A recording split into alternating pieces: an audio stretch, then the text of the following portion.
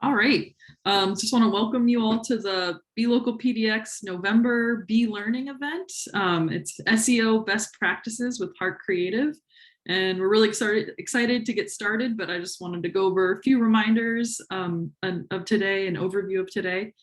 Starting off with this welcome.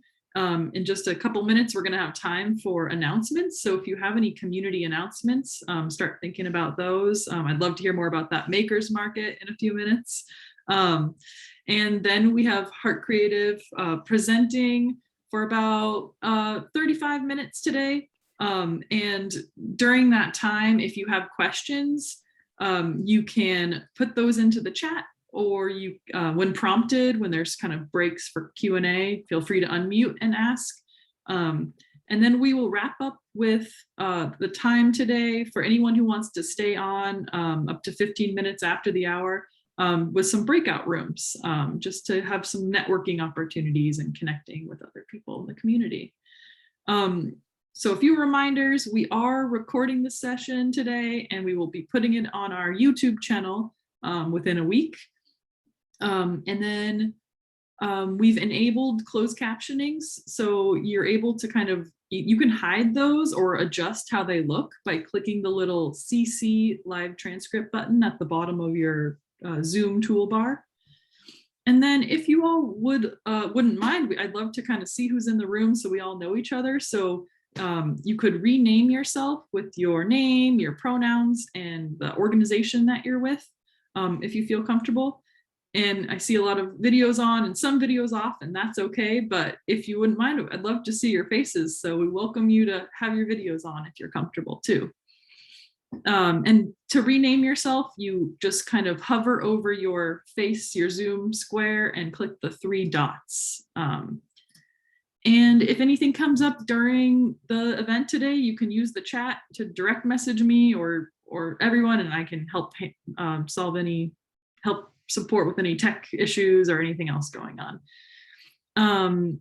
And so just a little background. I'm sure a lot of us know this already, but just want to go over certified B corporations are for-profit companies that use the power of business to build a more inclusive and sustainable economy. And B Local PDX, we are a community in the greater Portland area that helps business people act on their purpose to achieve socioeconomic and environmental impact through meaningful relationships. So we do that by providing certification support, connections for growth opportunities, and collaboration. My name is Rose Lavelle, and I serve as the Learning Chair on the B Local PDX board. I also work with B Lab, supporting the B Local program and hosting virtual events for the broader US and Canada B Corp community.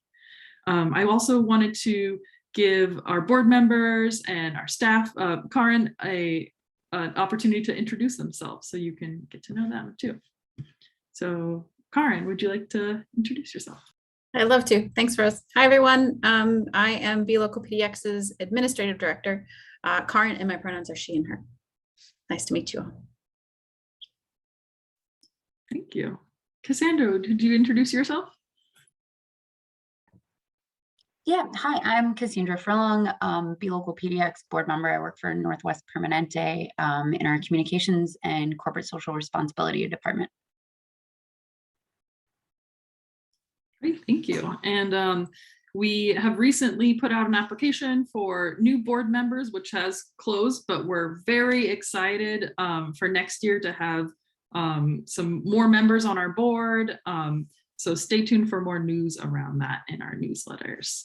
Now is time for some announcements. So if you all know of any events happening, or are you hiring your organizations, or just anything that you'd like to share with us? Do I just talk, or yes, we raise hands? I didn't even think of that, but thank you for the reminder. We are hiring. I work with Montcalm. We're an all impact wealth manager based in San Francisco, and we are hiring for, we're looking for a client. I'm sorry, I'm spacing on the name. It's a portfolio manager, but it's very client facing. So it's a lot of the operations of working with clients and, you know, helping them move their money around and complete transactions. So it's very customer oriented, and we're looking for someone who's, you know, passionate about finance and using money for good. And we have had definitely some employees in the past come through the B community. So thank you for the reminder to make that announcement. Thank you. And if you have any links or kind of resources that we could see, feel free to put those in the chat so we can. Okay, I'll find the link. I'll put it in the chat. Awesome. Are there any other, I'd love to hear about that Makers Fair, Lynn. Yeah, so we're hosting our first Makers Market here at Sustainable Northwest Wood. We are a local wood supplier that is focused on sustainably sourced wood products, and all local here in the Northwest. And we've pulled together like 20 makers that are going to bring mindful, meaningful gifts for the holidays. It's going to be on Friday, December the 3rd. From 5 to 9, and we're going to turn our wood warehouse into a winter wonderland, and it should be really fun. We're going to have some cocoa and some seasonal beers and some cookies, and just like, you know, a very COVID conscious kind of gathering, vaxxed and mask preferred. And yeah, it should be really fun. I can put a link to the Eventbrite. You can register to come, and it'll give you a little reminder that the event's coming up, which is super helpful. And I'll put that in the chat for you. And we're in Southeast Portland at the corner of 14th and Clinton, if you're trying to figure out where in the city we are. And also super excited that we are almost complete with our B Corp certification. We are in the analysis portion of that application process, which is really exciting. Congratulations. That's a huge step. It's huge. Hoping that process goes smoothly and quickly for you. Yeah, hopefully. Avenue's going to be hiring as well. So we're actually going to post probably tomorrow morning for 2 roles on our team. We're a super collaborative, supportive digital and social media agency, B Corp certified as well here in Portland. The 2 roles are digital specialist and then an operations assistant. So I think maybe I'll share in the B Local PDX Slack if that's okay, when those are live. Yes, thank you for sharing. Please do share in the Slack. And please, if there's ever any announcements, you can email us if you'd like to let us know, and we can try to make those announcements on your behalf through Slack or through these events. Awesome. We have a few board announcements as well. This was in our recent newsletter, but we're excited to announce that we're offering upcoming workshop series designed to deepen our B Corp community's understanding of and engagement in justice, diversity, equity, and inclusion. Alexis Braley James, founder and CEO of Construct the Present, will be leading this, and we're really excited about it. So I'll be sure to share a link in the chat. Let's see, a couple other announcements also in our newsletter. Avenue Agency is gathering information to identify pain points experienced by business owners in the digital landscape, identifying challenges in digital marketing for BIPOC and LGBTQIA-led businesses. I don't know if you have anything to add there, Anna, but I can. Yeah, thank you. I can just really quickly. So we've actually been doing a lot of work with Alexis Braley James as well from Construct the Present. And one of the just projects that we're working on is, well, we've talked a lot about bias in the digital space, the landscape, and that's kind of where we operate, and knowing that it really sort of impacts BIPOC-owned businesses much more greatly than others. And so our hope is to gather information to understand where some of those more specific pain points are, so that our team can create free resources to be accessible from our website to help small business owners be successful running their business online and locally. That's amazing. Thank you. So yeah, you can take that survey in the chat there. And one thank you. Yeah, and one other announcement is that we have a B101 coming up. These are great for aspiring B Corps or someone who's working through the assessment, or a certified business thinking about recertification, and just to know more about the process, the assessment, and the community. So the next one is on November 30th. And put the Eventbrite link in the chat. And if there are any other announcements that come to mind as the presentation is going on, please feel free to use the chat anytime. We would love to hear more. And so today, without further ado, we have Rebecca Hubbard, Managing Director of Heart Creative. Heart Creative is a local Portland B Corp. It's a women-owned content, culinary, and strategy agency powered by racial goodness. Since 2012, the goal is to inspire a more inclusive, accessible, and sustainable food culture, crushing the corporate norm. To do that, Heart is equipping hundreds of food, beverage, and wellness brands with standout services to rise to the top and contribute to a better world. So Rebecca, I'll let you take it away. Of course, classic, starting on mute.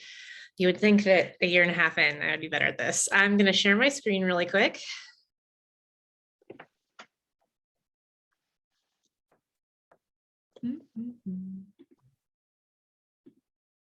All right, now it says I haven't given Zoom permission. 1 second.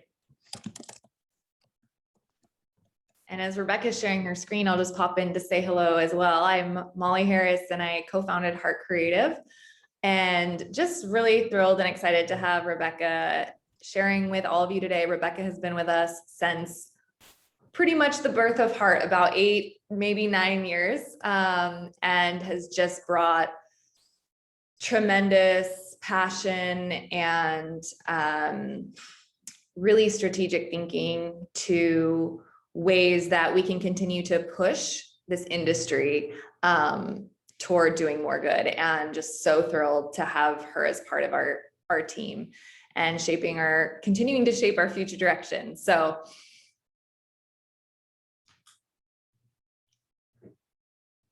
here we go.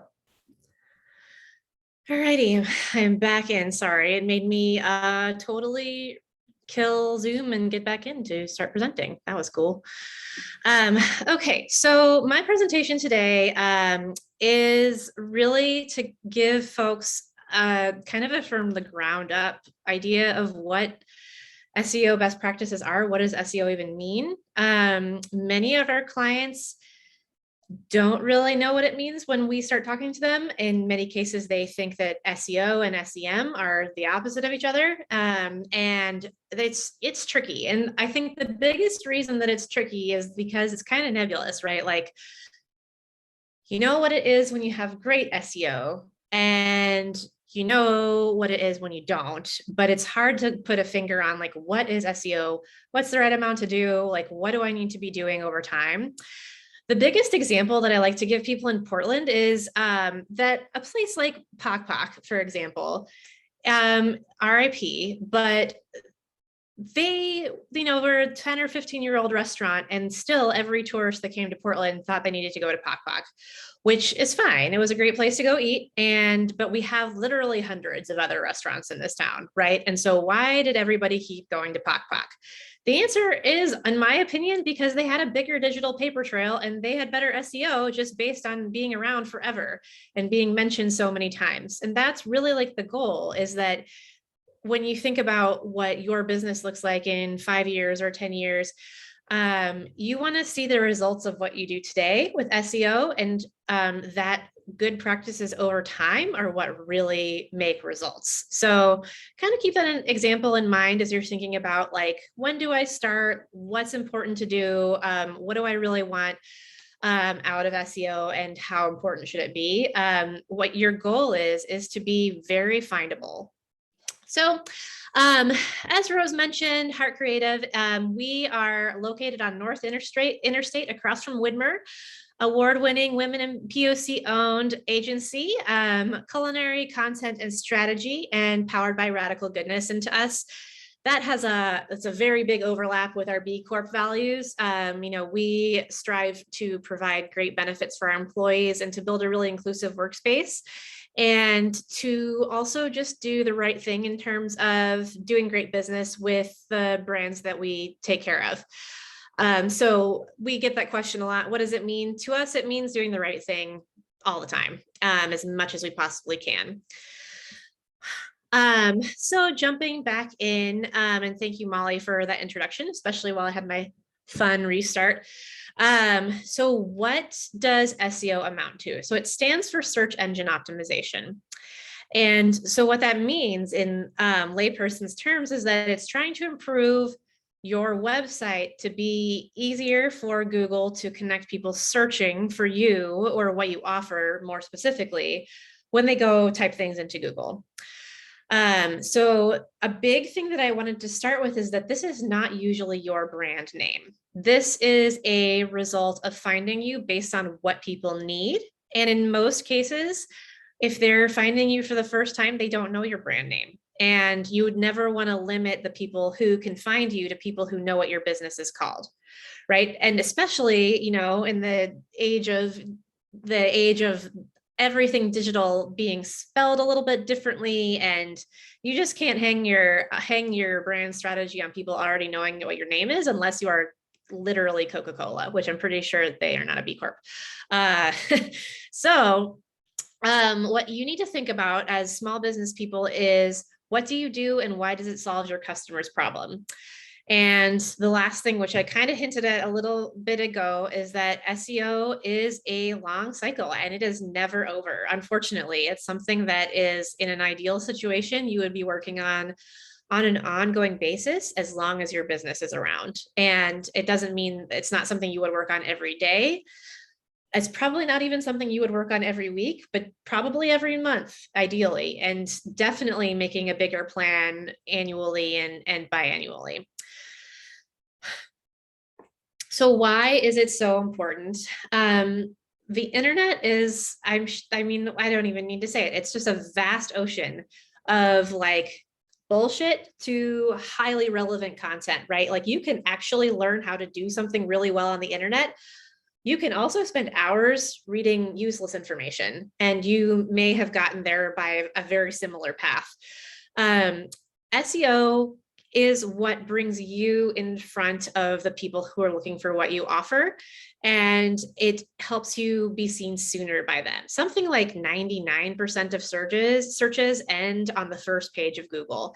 Now, that doesn't mean that you have to be on the first page every time, but it is really important to try and get there for what you specifically offer, because the percentage doesn't lie. Like, you are losing a whole lot of opportunity if you don't rank well for what you are great at.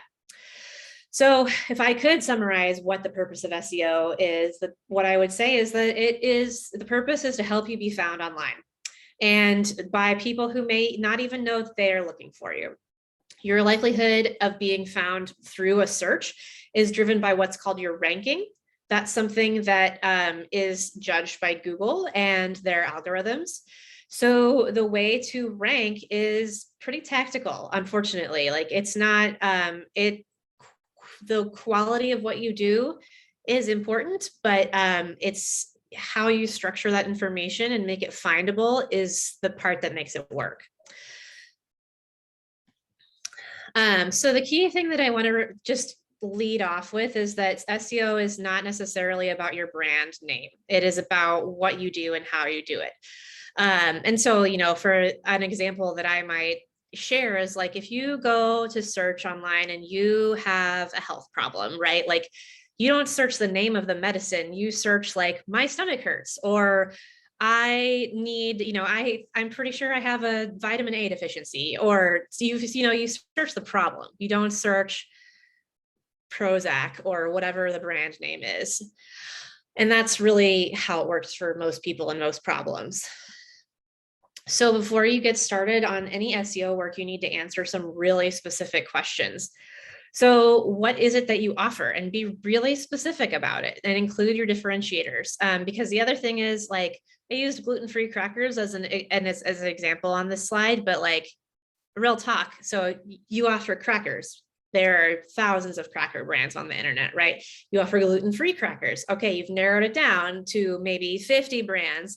But maybe you make gluten-free crackers that are also nut-free. And now you've narrowed yourself down to like 10 real competitors, right? Where you can actually make some progress reaching the many people who need that as a product. So the example here is, you make gluten-free crackers and they don't contain nuts, so they're school safe. So for those of you who don't have kids, a whole thing in the life of parents is that daycares do not allow nut products in them at all. So no peanut butter, no granola bars that have nut products in them, no almond butter either, no nut-based crackers. It really is a little bit of a pinch for parents. And so if you had a child who was gluten-free, but you can't bring nuts to school, like all of a sudden you're in this kind of serious bind where you need a really specific product and you're probably going to Google it. So why do people search for you is the next question. What problem do you solve? So that's what I just laid out. Parents need to send crackers in their kids' lunch boxes, or lots of people avoid gluten and nuts. We serve entire brands that brand themselves as top 8 allergen free, and that includes gluten and nuts and literally 6 other things. And there are tons of people out there who need that level of intensity. It's a specific product, specific need. And then finally, what questions and education lead people to you? For example, is your product healthier than the industry standard? So one of our clients that we work on is a competitor to Banza pasta. I'm sure you all have seen them. They make chickpea pasta. And a big project that we worked on earlier this year was like, why do people go find chickpea pasta in the first place? Because a lot of people who aren't gluten-free buy chickpea pasta. So continuing with our gluten-free cracker example, maybe parents are Googling what gluten-free crackers are safe for schools, or maybe what crackers are allergy friendly. Crackers are like small, portable snacks, very important to parents. So after you've answered those questions, one moment. Oh, there we go. You're ready to kind of get started. And SEO is, I like to divide it into 3 key pillars to kind of just say, like, here's the lay of the land. So those pillars are terminology, credibility, and depth. So terminology is that you want to add more words to your site that users are literally searching for. So an example from the past for Heart is that we had a client who called their breakfast page the most important meal of the day. But literally no one is going to Google and saying like, the most important meal of the day. They're looking for breakfast or breakfast recipes. And so even though it's fun and cute to kind of get jokey, that is terrible SEO. And then credibility. So a big piece of what Google does is determine how real you are. When Google is all about, their fundamental goal is to get the right answer to people. And so their whole business hinges on whatever they bring up at the top of the search. They want it to be what whoever is looking for. And so they spend a lot of time on their technology judging how relevant your website is. So your site needs to be referenced by other people. It's kind of like having a witness or saying like, hey, you can call my reference or something like that, where Google says like, okay, so you say that you make great gluten-free, nut-free crackers, but does anybody else agree? And that's also something that matters a lot over time. And the biggest reason for that is because there are organizations out there that kind of fake it with credibility. They allow people to purchase a bunch of links right away. They all go out at the same time. And that's a very obvious sign to Google that like, okay, so they bought a bunch of links in April 2020 and they haven't had any links since. That's bad.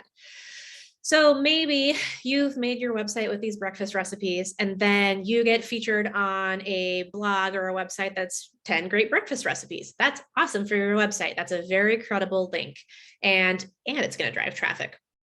And then finally, depth.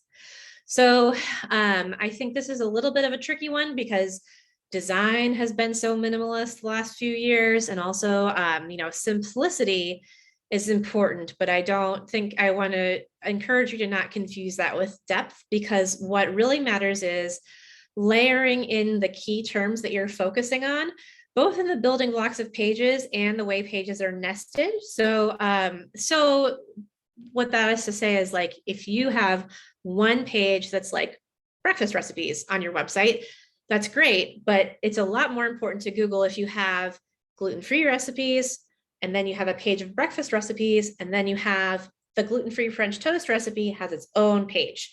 And so that shows Google that you have really done the work. You have multiple layers of information here. They have hierarchy that matters and is easy for users to go through.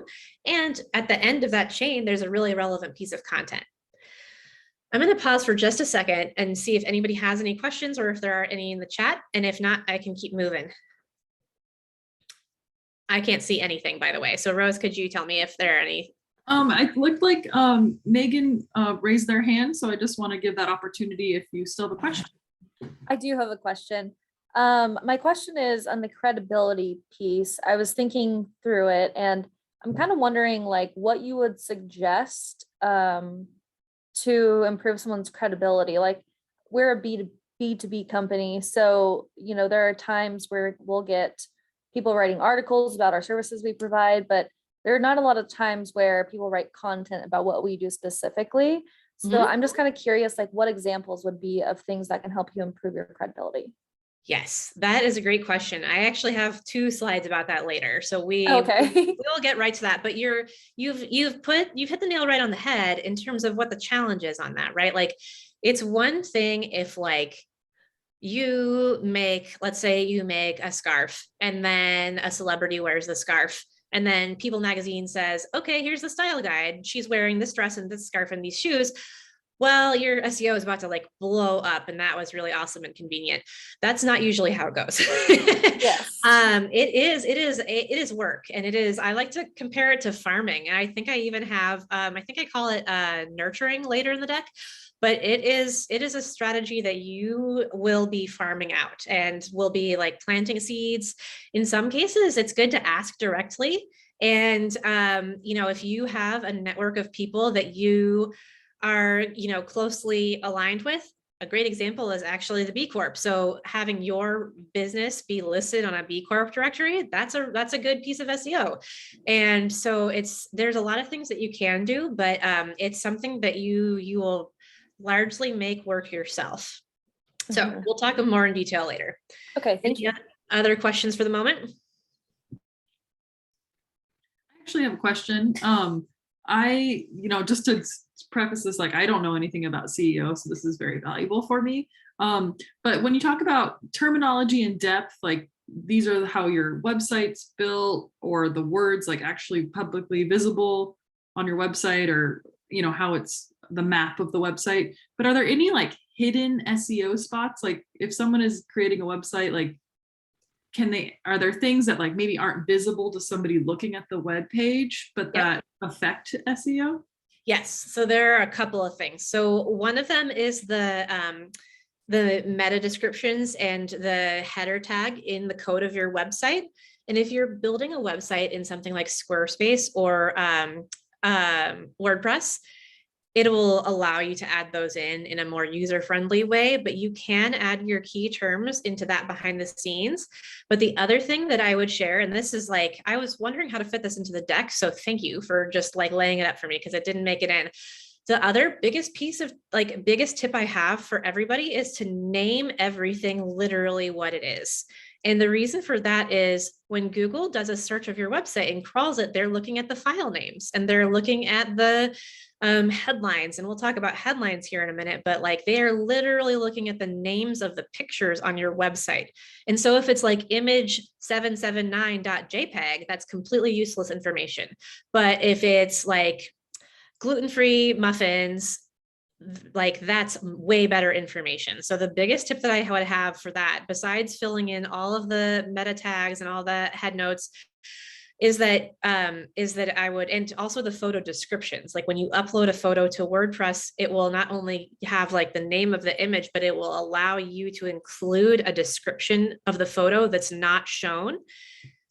All of those words are read by Google. And so I would make them as literal as possible. And I would say like very specifically, like what it is you want to be found for. If every time you can add a word, you should see if it's a good opportunity to add a keyword.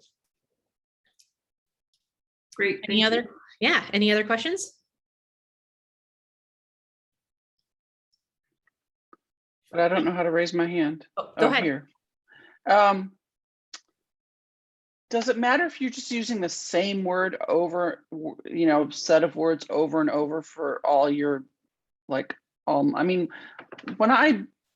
oftentimes when I post a blog post, I pick a lot of random nature images. I mean, there's not that many times you can show an image of a money image, since so. Yep. But I often just name them like wealth or impact, impact investing, or, but there's a very small set of words that I have been using over and over. That is an amazing segue. So you do need to pick a small set of words that you're going to focus on, and those are called keywords. And that is, I would make sure that they are, so impacting investing is a good one.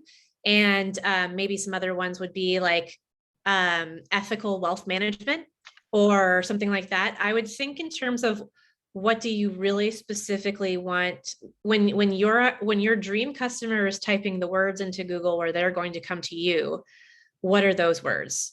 And so when I think about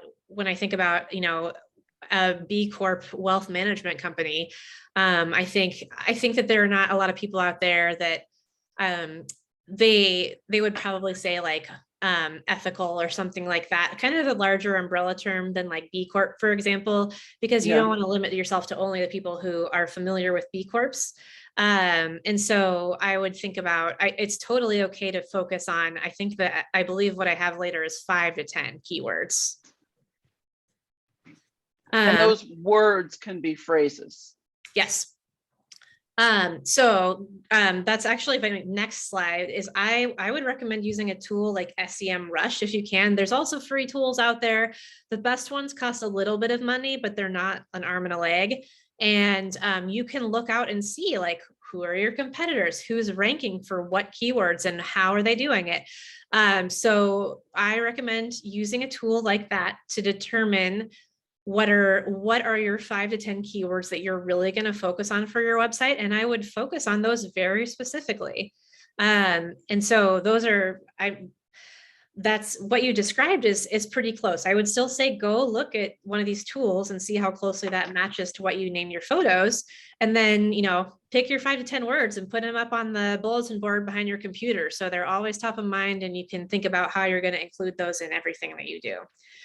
So it's something that you do want to make sure that you're specific enough about. So like going back to my crackers example, like if you try to make one of your keywords crackers, that's not going to help your situation. You need to figure out what is your key differentiator and why do people care? Why are they coming to you? So gluten-free, nut-free crackers is something that, my pretend product might do. If you make a butter substitute, vegan butter, dairy-free baking, sometimes they have to do with why people need your product as opposed to what your product is. And that's why you need that tool, SEMrush, to take a look at it and to see, like, it'll help you determine if what you think has legs and if you should go for it.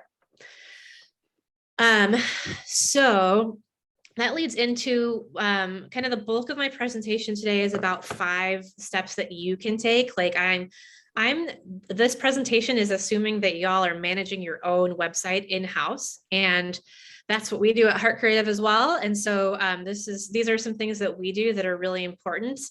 The very far end of the spectrum is that you hire someone, to either an individual or an agency, to do this work for you. And they will look at SEMrush and they will say, listen, you're doing great in these categories right now, but I really see room for you to take market share over here in this category.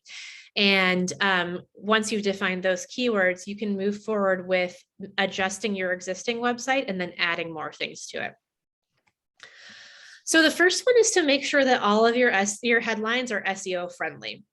So not every page is going to have this formula, but I think the one on the right is a really good example. So you're including numbers, adjectives, nouns, keywords, and a promise. So why are people doing this? So we recently did a big SEO project for a company that pivoted to home delivery for amazing frozen seafood during the pandemic. So what they have had to do is change their website from B2B to B2C and create content that says, like, here's 5 delicious salmon recipes because they sell salmon.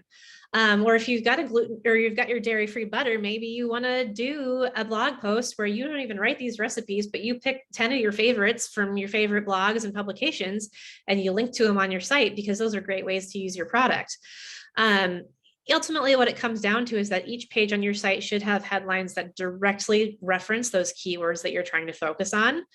But you need to make it real and actually deliver on whatever it is you promise. So for example, the recipes, if you're going to write a headline about 10 recipes, you need to make sure that they're there and they're good. Or if you're going to say the best whatever it is, the content behind it needs to match and be really useful and relevant to your users.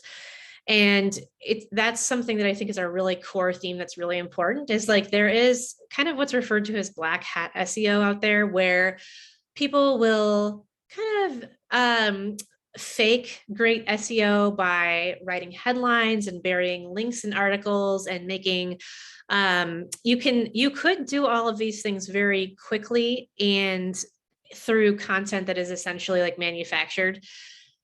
Google can see through that fairly quickly. And so it's really important to like build this slowly and have it be great quality and really relevant over time. And then, the other thing that I wanted to call out is, let's say that you built a website a year ago when you were launching, and it's very simple. You can still update your existing pages to do this as well. And we absolutely advise that you do, is go back over what you already have with a fine-tooth comb and see, what are my opportunities?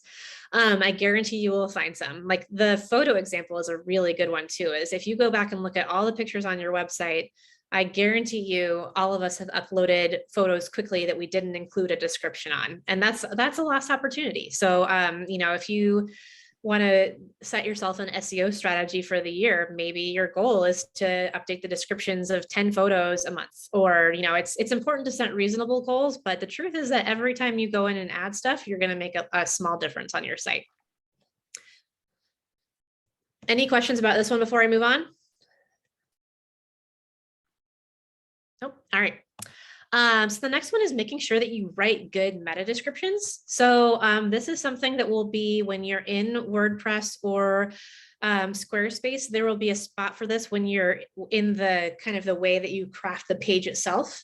And so this is what shows up in Google when you search for something, right? So I searched dairy-free butter, and this is one of the results. So the information below here is the meta description, and that's nowhere on the page, but it does show up on Google when people are searching and your website comes up.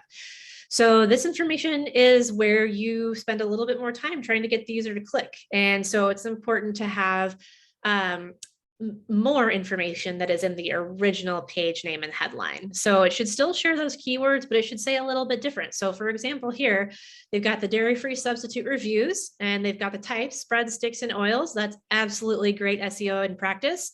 And then below, you've got our dairy-free butter.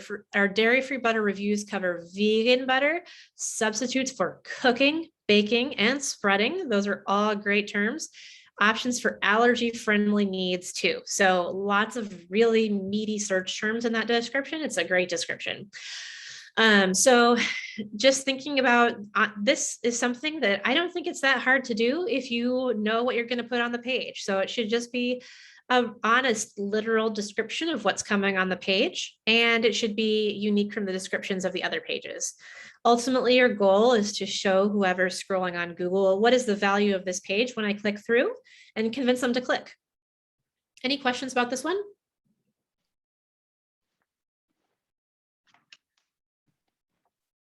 Nope. Okay, I'm going to move on to number 3. Okay, so this is the one about internal linking and depth. We talked about this a little bit earlier, but the idea of depth is that you have a page that has a lot of structure that's very easily read by Google. And what that fundamentally means is it needs links.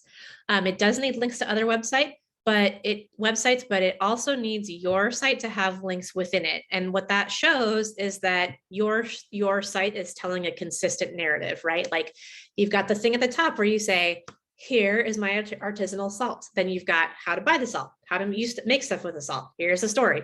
All those things are relevant to the salt, right? And then further below, you've got recipes for all kinds of meals. You've got how to apply for a job. You've got all the products you can buy.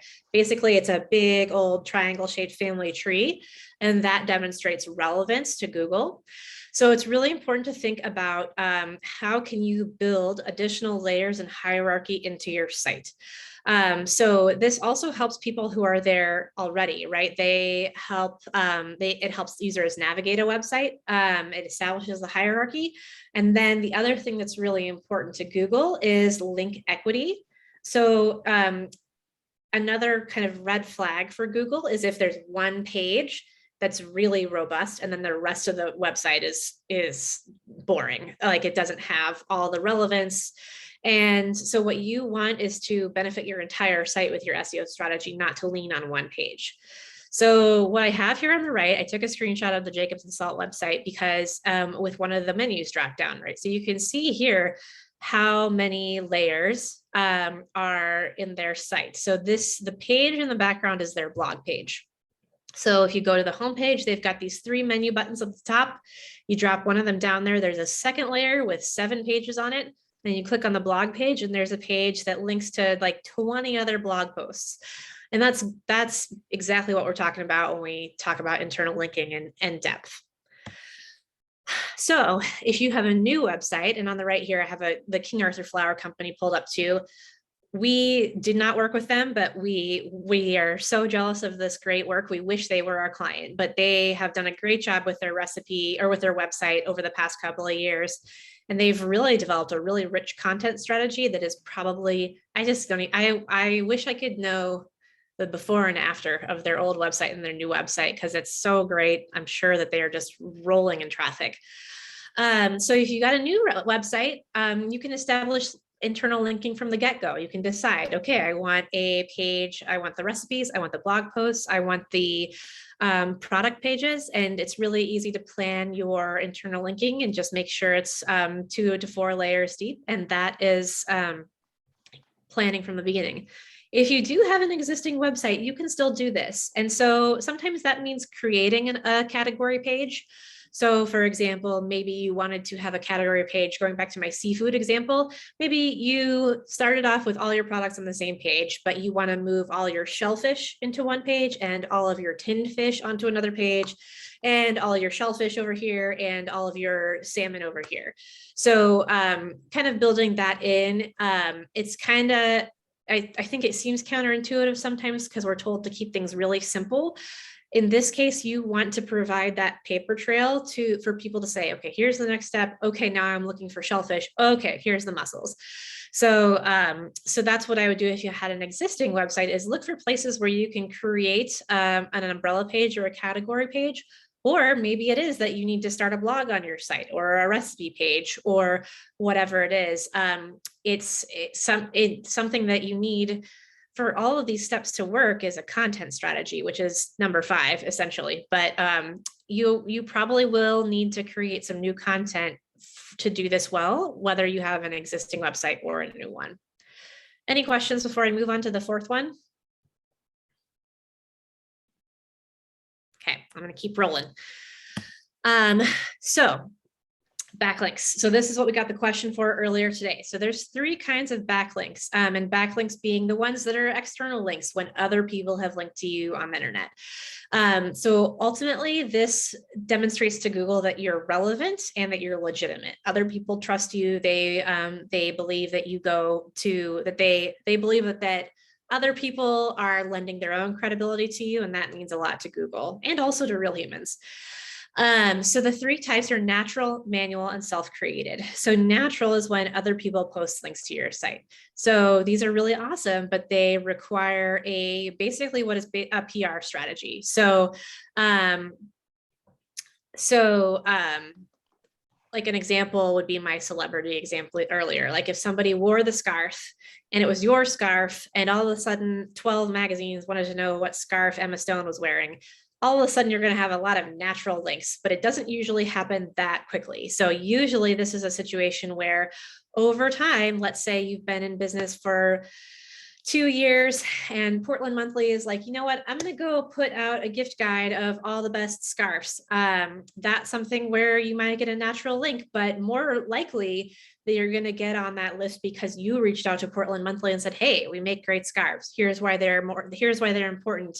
Let me send you one. How about you include us in, your holiday coverage? So really the natural links part, that comes from what is essentially a PR strategy, like you getting your information out in the world so you reach more people and those people link to you. So to your point, like if somebody writes an article about your business, that's a great example of a natural one. So manual is when other people add links because you have personally made it happen. So for a great example for that is guest posting, right? Like let's say you reach out to the Motley Fool or someone like that, a finance website where there's a lot of blog posts, and say like, hey, I'd love to guest post sometime. Here's an example of like what I can provide. And I ask that you link to my website in the blog post. That's a great example of a manual link. Another one is joining networks. Like I mentioned, if you are part of the B Corp organization and your link is in the directory, that's also a manual link. That's great. And also group efforts are some ways. Like one example that just came out is the Little Boxes program they do every year in Portland. That's good SEO for all those businesses because they have a separate website where they have a bunch of links to local businesses that are really relevant to each other. And they've created this, this promotion effort that now has helped their SEO strategy. And then the third version is the one that you kind of don't want to do, or not kind of, you definitely don't want to do, is the self-created one. So this is the one where it gets kind of back into that black hat version. I'm sure you have all been on a website where you see an article and then you scroll down to the comments and there's a bunch of comments that just look like crap on there. They're like, oh, I tried this weight loss pill and it totally worked for me. Self-created SEO is a little bit more the land of enhancement pills and weight loss and that kind of stuff, where there's not going to be a lot of natural or manual links happening. And Google can see right through that. They will adjust your ranking because of it. It's kind of obvious that it's not legit. So like, for example, it's not a problem if you're on Reddit and somebody says like, oh my gosh, I am looking for a new scarf and I'd really like to buy one in Portland, and you happen to be on that page and you're like, hey, I make scarves. That's not a problem. The problem is when you are finding a whole bunch of places to make irrelevant comments and kind of fake people into clicking on your link. Any questions about this page?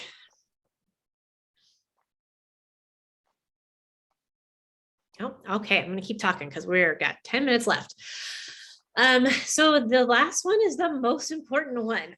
So the biggest piece of SEO strategy is to make new content on a regular basis. And I just want to go ahead and acknowledge that that is hard. It takes time or money. It definitely takes expertise. It doesn't necessarily take brand new photos every time, but you got to do it. Otherwise your SEO is going to be pretty stagnant. So this is where a content strategy comes in. And for a small business, that starts with an editorial calendar. Maybe at the beginning of the year, you say, I'm going to write one blog post a month. And every time it's going to be about something specific I hear from customers.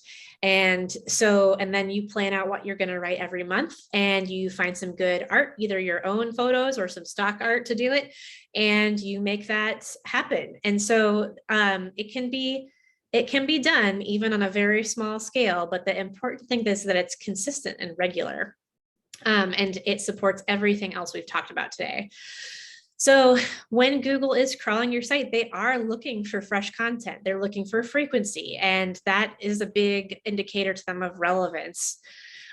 Your content also needs to be specific and well-researched and actually provide value to the people who are reading it to be effective. So for example, Vermont Creamery over here, a past client of ours, but we didn't do this post, is talking about what is cultured butter, right? Like, I kind of understand what that means when I see those words, but do I really specifically know? Honestly, not really.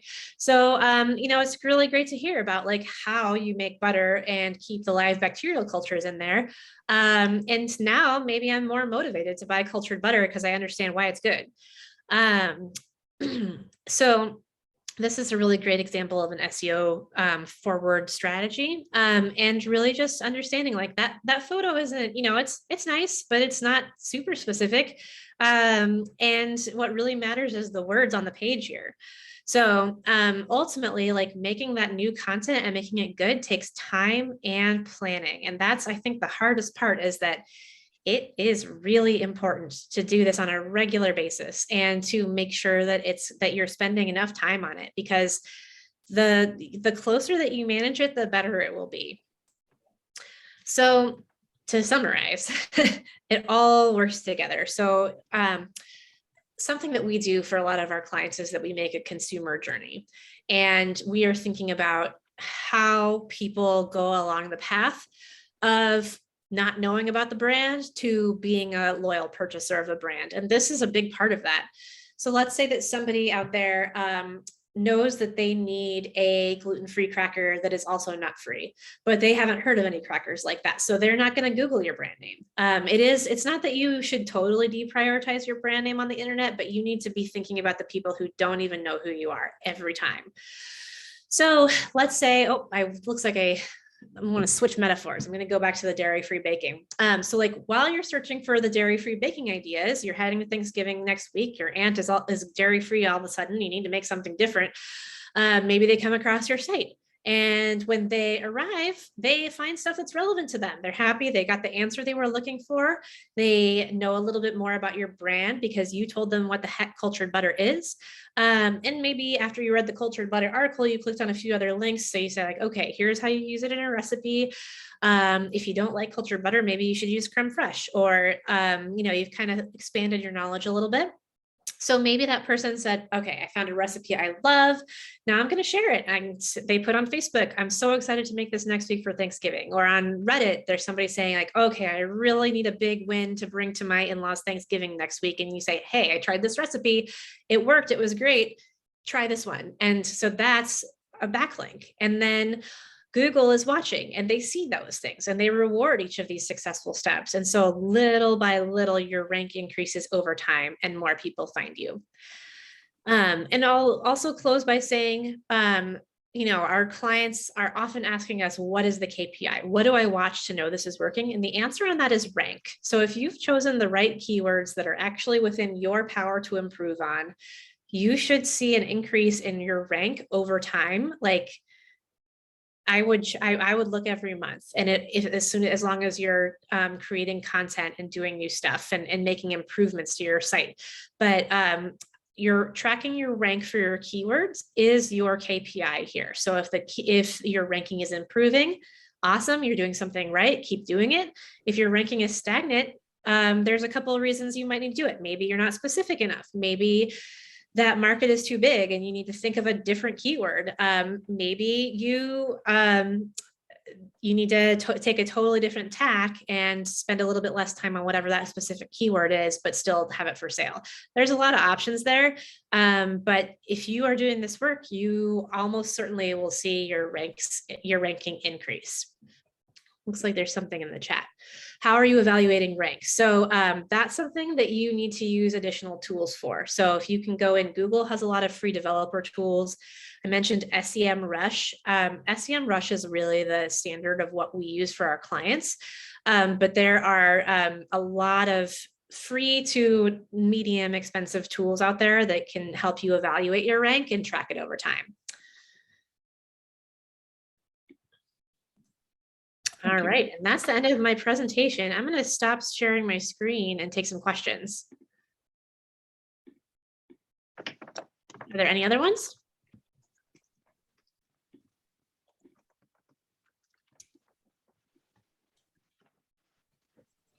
I just want to say thank you for that. I'm actually in midstream of creating a new website for us, and just that little tip about the description of the photos. I was like, I wish I'd known that about a month ago, but it's not too late, So yeah, it's like, that's really helpful.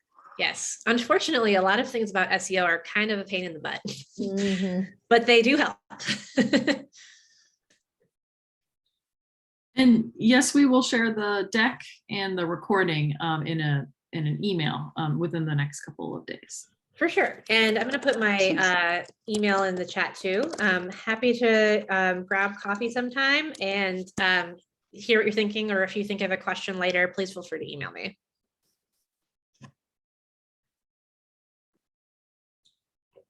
Thank you so much. That was awesome. We're hiring a digital agency, and SEO is such a buzzword. And to be honest, I barely know what it is. So I'm like, I should probably educate myself on this. And has been really helpful for me. Great. The one thing I will say is a lot of people don't know what it is. So don't worry too much. I'm sure you'll figure it out. I've just been faking it. Also, now, so. Also, it's like every time I hear it, I understand a little better, you know, like our web developer explained it all to me, but then now I'm posting blogs and I don't understand, you know. So anyway, this has definitely been another helpful pass. It's so awesome that you already have a blog strategy. That's amazing. So you should pat yourself on the back. I have a space, like we created a space for a blog. Now I need a content strategy, right? Or whatever. So yep. It's encouraging to hear that I'm kind of doing it like that, like just a little bit at a time, trying not to get too overwhelmed. So yeah. Well, and in a client services, company, you actually have a great advantage, because when you're thinking about what blog posts to write, I would just go to like, what are the questions you get the most often from customers? Yeah. And there's your content plan.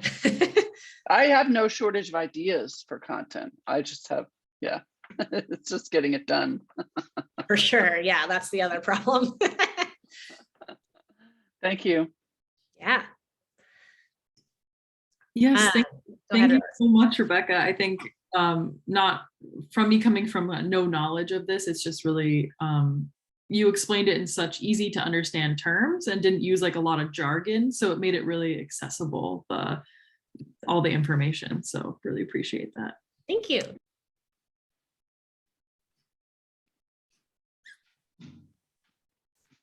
Well, thank you again, Rebecca and Molly and all of our creative for, coming today and sharing your expertise and having this conversation with us. Look, there's a lot of praise in the chat, and it was very helpful for many of us, I believe. So thanks everybody also for coming today.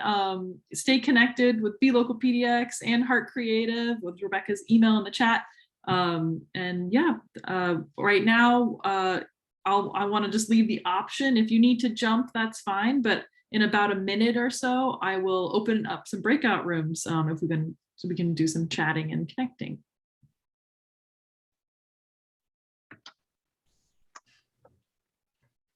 I guess.